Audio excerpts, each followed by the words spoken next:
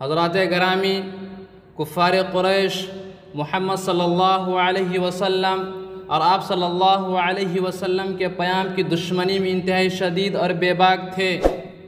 ہدایت کی رفتار شروع میں تیز نہ تھی، صداقت آہستہ آہستہ اثر کر رہی تھی، مگر جس دل میں یہ آواز گھر کر لیتی، پھر دنیا کی کوئی طاقت اس دل کو اپنی طرف جھکا نہ سکتی تھی۔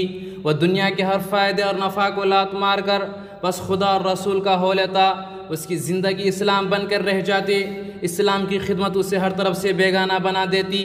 وہ صحابہ جو سابقون اولون کے شرف سے ممتاز ہیں، ان کی تعداد بہت تھوڑی تھی، چند گنے چنے لوگ، مگر اسلام کی خاطر ہر قربانی اور ایثار کے لیے ہمتاً تیار۔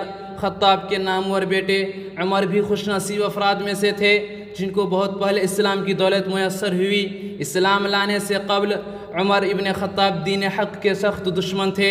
ایک دن تلوار گلے میں ڈال کر گھر سے نکلے کہ آج محمد صلی اللہ علیہ وسلم کو قتل کر کے اس جھگڑے کا یہ خاتمہ کیے دیتا ہوں۔ بڑے بڑے بہادر عمر سے گھبراتے تھے۔ کفار قریش اس عزم کو دیکھ کر بہت خوش تھے کہ عمر کی تلوار سے اب پیغمبر اسلام کو پناہ نہ مل سکے گی۔ ابن خطاب کی تیغ بے نیام ہونے کے بعد اس وقت تک نیام کی عافیت سے آشنا نہیں ہوتی جب تک اپنے دشمن کے لہو میں خوب تیر نہ لے۔ عمر اپنے مقصد میں کامیاب ہوئے بغیر واپس نہیں آئے گا، ہمارے معبودوں کی برکتیں اس کے ساتھ ہیں۔ محمد صلی اللہ علیہ وسلم کب سے ہمارے خداؤں کا مذاق اڑا رہے ہیں، اب اس کی سزا انہیں مل کر رہے گی۔ عمر کو تیغ بکف دیکھ کر کفر کے ہونٹوں پہ ہنسی کھل رہی تھی۔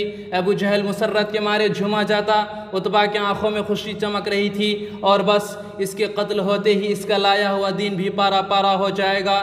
عمر اپنی بے باک جوانی کے نشہ میں شرسار تھا کہ محمد ابن عبداللہ کے ساتھیوں میں میرا کوئی مقابلہ نہ کر سکے گا۔ وہ تیز تیز چل رہا تھا، اتنے میں ایک صحابی راستہ میں ملے۔ عمر کی ارادے کی اطلاع پا کر بولے کہ عمر اپنے گھر کی تو خبر لو، تمہارے بہن اور بہنوئی بھی مسلمان ہو چکے ہیں۔ عمر اس اطلاع کے پاتے ہی بہن کے گھر پہنچے۔ تیور بہت زیادہ خشمگی تھے، آنکھوں سے لہو برس رہا تھا۔ کفر کی حمایت کے جوش نے رخسار کو تمتما کر لال بھبکا بنا دیا تھا۔ بہن قرآن شریف کی تلاوت میں مصروف تھی، دروازہ بند تھا۔ عمر نے دستک دی اور دستک کے ساتھ ساتھ آواز بھی دی۔ بہن نے قرآن کے اجزاء سمیٹ کر چھپا دیے۔ عمر نے کہا، بتاؤ تم کیا پڑھ رہی تھی؟ بہن نے بات چھپانی چاہی۔ عمر نے غصہ میں آ کر بہن کو خوب مارا۔ بہنوئی نے بچانے کی کوشش کی تو وہ غریب ہی جھپٹ میں آ گئے۔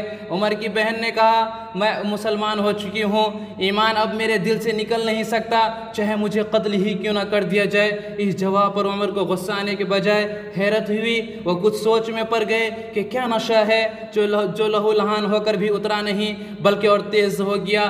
بہن سے فرمائش کی کہ جو چیز تم میرے آنے سے پہلے پڑھ رہی تھی مجھے بھی سناؤ۔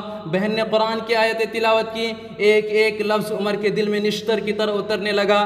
بے اختیار آنکھیں ڈبڈبا آئیں۔ اللہ کے کلام کی تاثیر نے تقدیر عمر کو بدل دیا۔ ایمان کی بادیں باہری جو چلی تو کفر و بے یقینی کے چراغ کے آن بجھ گئے۔ حضرت محمد صلی اللہ علیہ وسلم کی خدمت میں عمر تیزی کے ساتھ پہنچے۔ حضور صلی اللہ علیہ وسلم عمر کا گریباں پکڑ کر مسکرائے۔ عمر نے کلمہ شہادت پڑھا اور صحابہ کرام رضی اللہ تعالیٰ عنہم اجمعین نے اس جوش کے ساتھ نعرہ تکبیر بلند کیا کہ مکہ کی پہاڑیاں گونج اٹھیں۔ محمد صلی اللہ علیہ وسلم کی ایک مسکراہٹ نے عمر کو سب کچھ دے دیا، ہدایت، سعادت، برکت، فوج و فلاح اور وہ سب کچھ جو ایک خدا شناس اور جویا حق کو دیا جا سکتا ہے۔ عمر جو محمد صلی اللہ علیہ وسلم کو قتل کرنے کے ارادے سے چلے تھے، اب محمد صلی اللہ علیہ وسلم کے غلام بن کر لوٹے، سر سے پیر تک بدلے ہوئے۔ کفار قریش اس انتظار میں تھے عمر واپس آ کر خوشخبری سنائیں گے کہ میں اپنے مقصد میں کامیاب ہو گیا، ہم سب مل کر لات و حبل کی جے پکاریں گے، اور اس کے بعد اپنے کانوں سے خدیجہ کی آہ و بکا، ابو بکر کی غمناک چیخیں، علی کی دلدوز آہیں اور بلال حبشی کی صدائے فغاں و فریاد سنیں گے۔ ابو طالب کے گھر میں صف ماتم بجھ جائے گی اور مسلمان غم کے مارے اپنے سینے کوڑتے ہوں گے۔ کتنا زمانہ ہو گیا، ہمیں اپنے معبودوں کی برائیاں سنتے سنتے برداشت کی ایک حد ہوتی ہے۔ ابن خطاب کی غیرت نے آخرکار ہم سب کو سرخرو کر دیا، ورنہ دنیا کہتی کہ یہ قریش بڑے بے غیرت اور بزدل ہیں کہ ایک انسان کو نہ مارا گیا ان سے، مگر قدرت نے ان کے ارادوں اور خوش خیال ख्यालों पर हंस रही थी कि नादानों, तमन्नाओं के जिन कमज़ोर खिलौने से तुम दिल को बहला रहे हो बहुत जल्द टूटने वाले हैं। तुम्हारी उम्मीदों के चिराग बाग उजड़ सकते हैं मगर लहलहा नहीं सकते। तुम्हारी आरज़ुओं के महल से नेगू होकर रहेंगे। अपनी कसरत और क़ुव्वत पर इतना घमंड न करो। मोहम्मद से जंग खुद खुदा से जंग है। अपनी कौमी और मुसलमानों को कमज़ोर पाकर इतराओ नहीं। कामयाबी और नाकामी अल्लाह के हाथ में है। हज़रत उमर मुसलमान होने के बाद खाना काबा में पहुँचे और काफिरों से लड़ भर कर नमाज़ पढ़ी।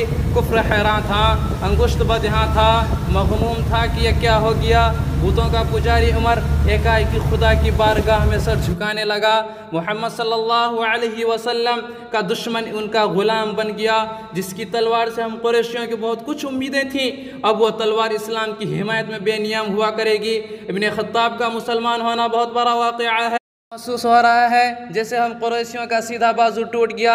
उमर से इस नादानी और कम हिम्मती की हमें हरगिज़ तवक्को न थी। मोहम्मद बिन अब्दुल्लाह की निगाह और ज़ुबान में न जाने क्या तासीर पना है कि आदमी बस उन्हीं का होकर रह जाता है। व आखिर दावाना अनिल हम्दुलिल्लाहि रब्बिल आलमीन। अगर वीडियो पसंद आई हो तो लाइक और सब्सक्राइब करना ना भूलें। आज के लिए